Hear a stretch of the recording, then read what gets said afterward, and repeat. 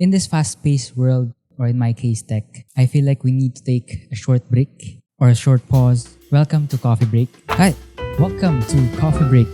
Today is episode 4. My name is Jai.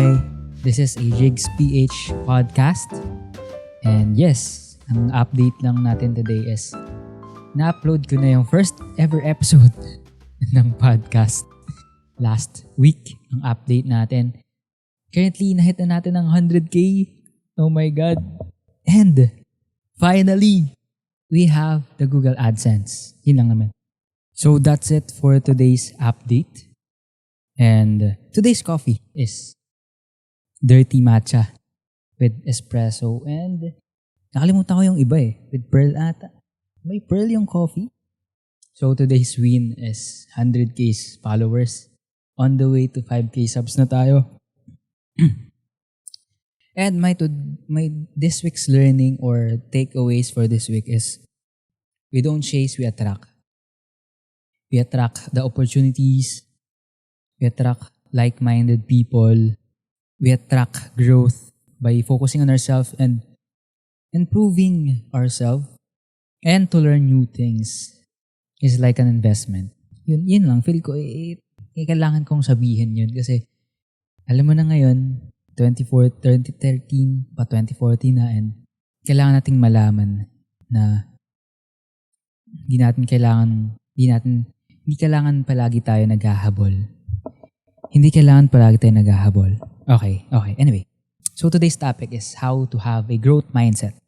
First of all, gusto ko lang share sa inyo na I'm making this podcast so that I can come back and learn from my growth and sa mga mistakes na nagawa ko na if ever man masabi ko sa podcast. So alam mo yun, kumbaga para to kay future Jai na from the past Jai, ito yung mga natutunan ko, ito yung mga nalalaman ko, and maybe in the long run, sa future na pinapanood mo to, is magagamit mo pa rin tong mindset or yung growth or yung learnings na pwede mo pang makuha or mapulot sa podcast na to, ginawa mo rin na para sa'yo, di ba? Yun lang. Yun, gusto ko lang sabihin yun. And ang pinaka naging key para sa akin siguro of having a growth mindset is that accepting or admitting that your room is not big enough. Anong ibig sabihin natin? Para sa akin, if feel mo kulong ka sa isang box, and then, na-realize mo na, na-acknowledge mo or aware ka na, parang hindi pa ito yung full potential or hindi ko pa na-maximize yung knowledge or yung mga kailangan kong, or meron pa akong mga bagay na hindi alam. So, once na naisip mo yun, I think, doon na nag-start yung growth mindset para sa akin. Ganun kasi yung na-realize ko before. And doon na nag-snowball yung mga kung ano yung mga nangyayari sa akin today. So yun, tuloy-tuloy pa rin yung growth and tuloy-tuloy pa din yung mga takeaways ko. And or like you're admitting na, ayun nga, sabi ko nga, hindi mo pa feel mo, puno na yung 2KB mo. Pero in reality, 2 terabyte pa pala yung storage mo. Ganun yun. And at pagka sinabi natin, pagka nilagay natin into a tech or related sa technology or storage man. Ganun. So, ayun nga. Ano nga ba? Wait lang. Medyo mahaba yung topic ko. 6 minutes na tayo agad. Oh my God. But anyway, bibilisan ko na lang.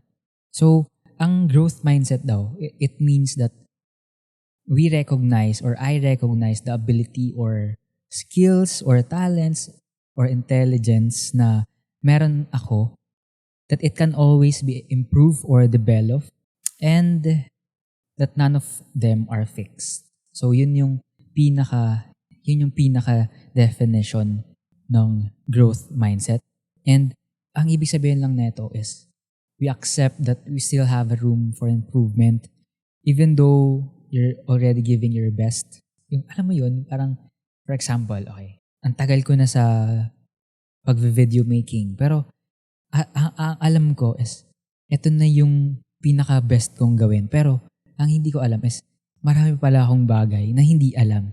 So, ito yung mga in-accept ko or ito yung mga dapat natin i-accept para ma-adapt natin yung growth mindset. So may mga bullet points pa akong itatakel, pero unang-una, yun nga, just like what I've said earlier, kailangan aware tayo na, di ba nga, it's often simpler or it's easier to accept or to convince ourselves na kontento na tayo with what we have or kung ano yung meron tayo or yung current situation natin or the knowledge than to acknowledge the gaps and admit that there's much more to learn. So, ito yung yun, kailangan aware ka na meron ka pang gap or room for improvement. So, ayun nga yung sabi ko. Dami kong no?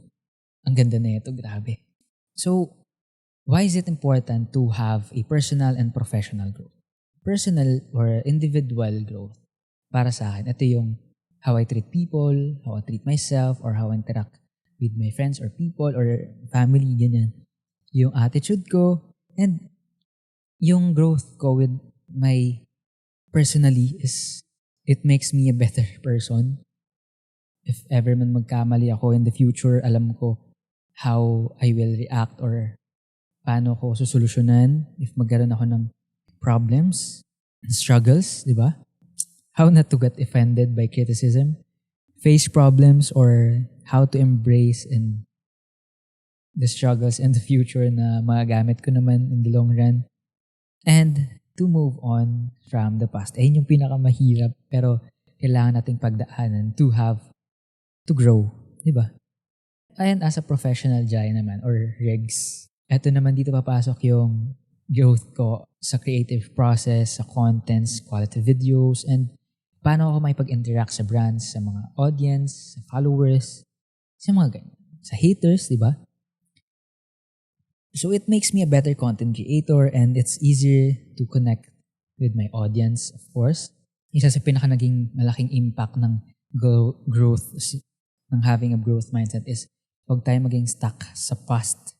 Kumbaga, saying no to a certain thing is saying yes to other things. Diba? Learn how to say no. Learning how to say no to things that doesn't matter and say yes to the things that does. So yun. Yung saying no to a certain things and saying yes to other things naman. When it comes to parang alam mo yung no response means a response. Diba? Ganun. I mean, relate, diba? Anyway, ang characteristics naman ng growth mindset and fixed mindset. Una, yung growth mindset kasi, ini-embrace na ito yung flaws and mistakes, opportunities, ginagawa na itong opportunities for growth and accepting the setbacks and making it part of the creative process. While yung fixed mindset naman, on the other hand, it leads to hiding flaws, mistakes, diba? And feeling ashamed about failure, giving up easily, and being unmotivated to strive for achieving goals. Or to achieve goals. Yun man. Ang sabi pa dito, ang pinagkaiba ng growth mindset and sa fixed mindset is we see intelligence as something you can develop over time. Pero as a fixed mindset, we see intelligence and talents as fixed. Kumbaga built-in na sa'yo yan. Ganun iniisip ng mga, sabihin nyo if tinatamaan kayo. Kasi ako, guilty rin naman ako. Tinatamaan ako with some of the points na ginawa ko. Kaya nga diba sabi ko sa inyo, it's hindi lang din to para sa inyo, kundi para rin sa akin kasi while I'm talking about these things or I'm doing or researching about these things, may natututunan pa rin ako. Diba? Ang ganda lang. Ayun yung nagiging impact sa akin ng podcast na to. So, ang ganda. Anyway, sa motivation naman, ang ginagawa ng growth, ng may taong person na may growth mindset is he's willing to embrace challenges and risk possible failures while yung mga fixed mindset naman, ina-avoid niya yung mga challenge para hindi siya mag-fail, di ba? Di ba? Piniprolong natin yung failure para masabi lang natin na hindi tayo nag-fail. Well, in reality, failures will mold us into the person that we want to be. Ooh, ang ganda. No? Efforts and practice can lead to mastery. Diba? If we practice a lot, if we make ensayo a lot, di ba? Mas magiging better tayo in the long run. And having a fixed mindset naman believes that talents is innate or fixed. Sa effort, so practice aren't important. So, di ba? Isipin mo yun, parang nirarason niya lang na, ay, hindi naman importante yung ganyan. Hindi ko naman kailangan mag-practice. Ano pa, marami pa actually. Pero, ayun nga, marami pa tayong i-discuss. Marami pa akong gustong sabihin.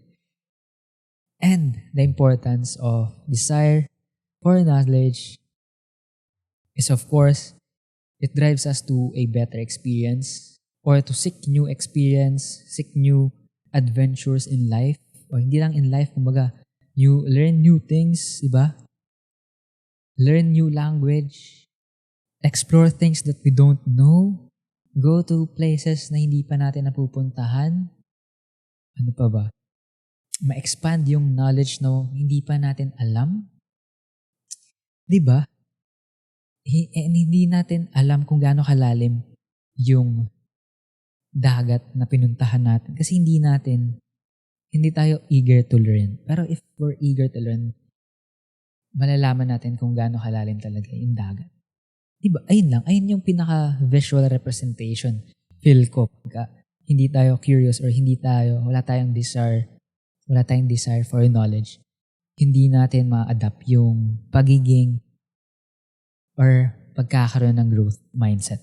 It helps us to stay engaged and motivated. Siyempre, diba, pagka gusto mong malaman o gusto kang matuto sa school, ay hindi sa school kasi minsan mix yung mga tao.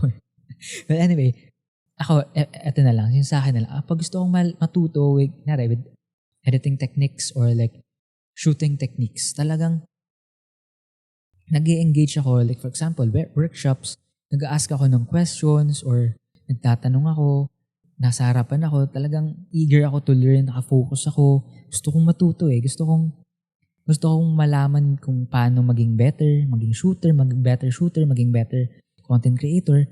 And also, it helps us stay curious. Yun nga, di ba? Pag mas curious tayo and we have the ability to open our minds and to improve and hindi maging sarado yung utak natin. Open tayo for criticism or open tayo sa kahit anong bagay na possible na mangyari or kahit ano pa bang gusto mong knowledge na matutunan, di ba? Hindi tayo sarado. Open tayo sa anything, di ba? Hindi tayo sarado utak. Ang dami ko sinabi about sa sarado. Pero anyway, yun pa. Speaking of criticism, dito rin natin magagamit yung feedback as, for example ako, if I have a fixed mindset, yung criticism, gagawin ko siyang feedback. Okay? So, paano ko nga ba gagawing feedback yung criticism? First of all, use it to improve. Okay? List down mo kung bakit ako na criticize, kung bakit ko sabi natin, may nasabi akong mali sa videos ko or may nagawa akong mali. So, kaniniticize ako. Bro, mali ka naman Diba? If na-offend ako and wala akong ginawa, I think, na-offend ako and then pinagtanggol ko pa yung sarili ko imbes na i-admit ko na sarili ko na, oo nga, mali yun. Next time, I'll do my best and I'll improve my videos or I'll do research. I'll research first before I post my videos. Diba? Yun yung pagkakaroon ng fixed mindset sa pagkakaroon ng growth mindset. So, palagi kang eager to learn kasi, of course, hindi mo alam lahat. So, okay lang makriticize ka kasi nga, willing kang matuto. Hindi ka sarado. Hindi sarado yung utak mo. Diba? Next, kailangan, when we want to have a growth mindset, kailangan we have to create realistic and achievable goals or yung attainable goals for our personal and professional growth. Pero paano natin masabing attainable goals? Ano ba yung ibig sabihin attainable? So, meron tinatawag na SMART method. I don't know if alam na to. S for specific, M for measurable, A for achievable, R for relevant, D for time-bound. Okay. S specific or what will you achieve or what will you do or what do you want to accomplish? Measurable, how much, how many? Ganito, hindi ko na masyadong dive into detail kasi masyadong mahaba yung I want this episode to be short lang as possible. R relevant, Does it seems worthwhile? Is it the right time? Does it match our effort? Or am I the right person to reach this goal? Ganyan. And time bound, which is what is the deadline for accomplishing the goal? Like kailan? Like for how long? For 3 months? Like, bigay tayo ng example siguro. Specific. I will finish a book. Okay, ganyan. Finish a book. Tapos measurable, how much? Okay. Measurable, 1 book. Tama ba? Wait lang, tama ba? I will finish 1 book. Ayan pala, 1 book. Sabi natin, 1 self-help book. Okay, sabihin natin, The Ego is the Enemy. I will finish The Ego is the Enemy, this book. And measurable siya. And how will I know when it's accomplished? Nga no, wait lang. For how many? How much? Hindi, how many kasi. How many? Paano yun? I mean, sige, how many? Di ba yun na yun? 1 book? Ay, hindi pa pala. Okay, gets. Okay, gets ko na. I will read 1 chapter per day. Yan, di ba? How many? 1 chapter per day. Kasi ang specific goal mo is to finish the book within, sabi natin, 3 months at first. O yan, di ba? Time-bound. Achievable ba with my skills that I have? Yes, achievable siya. Kaya naman, 1 chapter per day. And am I the right person to reach the goal? Yes, of course. Relevant siya. So, smart. Now I know. Learning from the experience of other people, and applying lessons to personal growth. Ito yung the best method to learn and to have a growth mindset. Kasi you don't have to experience the things that other people had or like may experience pa lang nila. Ito yung natutunan ko with my webinars na inattendan ko before kasi talagang eager ako to learn with e-commerce and marketing, online marketing. So I do have a lot of knowledge about that area or like in that field. Ang sabi lang doon is hindi mo na kailangang magwaldas ng maraming pera kasi marami ng taong nagawa yan na nag-fail and here we are learning from them. Kumbaga, hindi mo na kailangang ma-experience pang matalo kasi nasulat na natin or natuto na tayo and ito yung mga aware na tayo kung ano yung mga dapat nating gawin kasi sinabi na nila kung ano yung mga natutunan nila and hindi na natin kailangan pagdaanan yun. Tsaka, ba't kailangan pa? Alam niyo yun, minsan kasi inaantay pa nating ma-experience natin yung failure para lang matuto tayo. Pero in reality, minsan pwede naman nating matutunan to sa ibang tao. Kumbaga, natalo na yung kaibigan mo tapos itatry mo pa, sasabihin mo, hindi naman ako yun eh. Diba? Minsan, doon pa lang, sinasampal ka na ng growth mindset. Huy, matuto ka naman. Diba? Isa yun sa pinaka underrated na tips kasi hindi mo na kailangang experience or ma-experience yung failure. Next is to have an environment that values learning and improvement. Be with the right people, be with the right group of friends, or have a community na you have same mindset or like you have a same value in life or like-minded people, di ba? Be with them.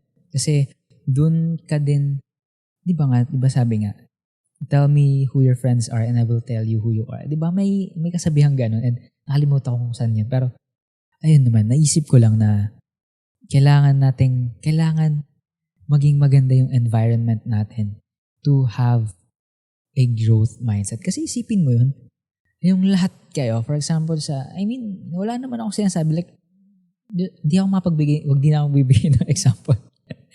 Basta, you know what I mean, guys. Another one is to have a small or actionable steps to develop and maintain a growth mindset. So, in my case naman, ang small things or mga small or micro steps na ginagawa ko is to read books, learn from other people, talk to other people. Diba, pag sa live, diba, ang dami nating chika minute, chika bells na with, hindi naman lahat chika na laging juicy. I mean, yung talk na may sense, kumbaga yung may deep, may lalim. When it comes to career growth, personal growth, relationship growth, diba? Ano pa rin yan form of growth pa rin siya. And I think may matutunan pa rin tayo dyan along the way. Diba? Ayun lang, ang ganda, diba? And also reflect, diba? And ang importance ng reflection in tracking our personal growth. Like, journaling. Ito yung kasi yung susulat mo siya. Like, today's takeaway. Ito, ginagawa ko rin to. And then, kasi in the long run, magagamit mo rin siya if you want to, like, may gusto kang, may hindi ka, mayari, gusto mong matuto ulit about a certain topic na nabasa mo or napanood mo nung past mo. And then, naalala mo, nasulat mo siya, pwede mo siyang balikan. And ang naalala ko pa nung nagjo-journaling ako, una kong journal na sinabi ko doon, na sana maging bookworm ako. And ayun, ang dami ko ng books. So, di ba? Small win. Small wins, no? Di ba?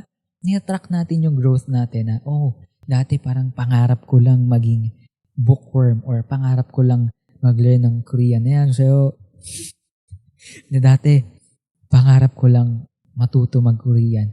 Ayan, yung so, di ba? Iyan yung mga bagay na, nga, no, dati, ito lang yung mga bagay na gusto ko now. Ito na yung lifestyle na meron ako. Diba? Ang sarap balik-balikan. I know, malayo pa tayo sa goal or sa success na gusto natin, pero alam ko, malayo na tayo. Alam kong malayo pa tayo, pero alam kong malayo na din tayo from the place kung saan tayo nagsimula. So, yun lang. Ang ganda. And lastly, to celebrate achievements and learn from your setbacks. Diba? Celebrate small wins. Ice cream. Bili ka ice cream, diba? Setbacks ka, okay lang yan. Okay lang yan. Okay lang magkaroon ng setbacks. Okay lang yan kasi nga, di ba, sabi ko sa inyo, it molds us to the person that you want to be. Tsaka, yung setbacks lang na to, we can still learn from it. Di ba? Magagamit pa rin natin siya in the long run. Magagamit pa rin natin siya on our side kasi nandun pa rin yung nandun pa din yung takeaways. Meron ka pa rin reflection May nakikita mo pa din na, nga, ito yung ginawa ko next time. Di ba? Meron ka na naman takeaway. So, okay lang mag-fail minsan, di ba? Okay lang naman matumba, di ba? As long as natututo tayo and as long as tumatayo tayo and hindi maging reason yon to quit or to stop learning. Kasi, yun nga. Baka meron tayong fixed mindset pag ginawa natin, meron pa pala isa, yung having a fixed mindset to see other people's success as threat of source of jealousy. Well, yung having a growth mindset naman see other people's success as source of inspiration, di ba? If you want to grow, surround yourself with successful people. Yun pa, isa pa yun, di ba? Ang ganda nun, di ba? Kaya masarap mag-grow when pagkakasama mo kasi yung mga successful people, you're admitting that you're the dumbest person in the room. So, alam mong you'll have a lot of things to learn and alam mong matututo ka ng hindi lang marami, kundi sobrang dami kasi inadmit mo na sa sarili mo na hindi ikaw yung na hindi mo alam lahat, di ba? So, admit natin, minsan okay lang na hindi natin alam lahat. Okay lang. As long as meron pa tayong room for improvement and may matututunan tayo in life, that's good. So, anyway, lastly, na ito lang sa Ego as the Enemy, nabasa ko lang din na growth din pala yung helping others. Kumbaga, you're growing by helping others grow. Ito yung tinatawag na canvas strategy. Kumbaga, you're clearing out the path for other people. And then, parang you're finding a canvas that other people to paint on. Diba? Ang ganda nun. Kumbaga, ikaw yung naghahanap ng way para sa ibang tao. Ikaw yung nag-clear ng path para sa ibang tao. Pero in the long run, nag-grow ka pa din and meron ka pa rin nag-gain from that experience kasi part ka ng growth ng ibang tao. Kumbaga, naging isa ka sa mga naging bridge or naging way para mag-grow yung ibang tao. Diba? Yun lang. Well, anyway, that's it for our podcast. That's it for our coffee break. Yun lang naman. Ang dami kong gustong sabihin pero hindi na I mean, okay lang naman. Pero andun na rin Ayun na din yun Ito na lang, last na lang. If we're not open for change, we won't learn a thing or learn new things. It's easy to be bitter, diba? Mas okay naman. Mas madaling maging bitter. kesa i-acknowledge natin na hindi natin alam. Kesa i-acknowledge natin na hindi natin alam lahat. Tapos, by doing this podcast, I'm sharing my struggles and my takeaways. So, I'm sharing, pero at the same time, I'm also learning kasi in the future, maring panoorin ko to and then meron pa rin akong matutunan sa mga sinasabi ko, di ba? To future Jai, I hope you're doing good and I'm happy for you. You did your best. You did your ultimate best. Di ba? Yun lang, di ba? Ang ganda. Well, anyway, if you have any realizations then, or if you have anything or mga bagay, mga takeaways nyo, make sure na itag nyo ako sa social media accounts and yung mga realizations nyo, or may experience pa kayo or thoughts. Alam nyo na kung saan nyo ako i-reach out. RigsPH V2 on Facebook, RigsPH Philippines on IG, RigsPH RigsPH on Facebook, RigsPH V2 on YouTube, Rigs Philippines on IG, and RigsPH_ on TikTok. And yun lang. Thank you so much for watching, guys. And if you have any more books, topics, suggestion, recommendations, make sure na i-comment nyo na lang or i-DM nyo na lang ako. Or if open ako for constructive criticism. So, nasa Discord yan. Check na lang sa bio ko.